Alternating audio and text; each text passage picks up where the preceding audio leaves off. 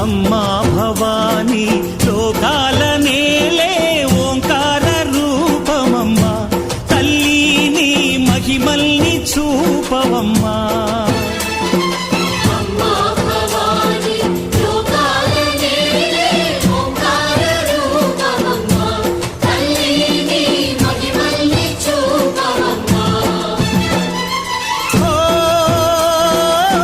సృష్టికే దీపమా, శక్తికే మూలమా, సింహరథమే నీదమ్మా.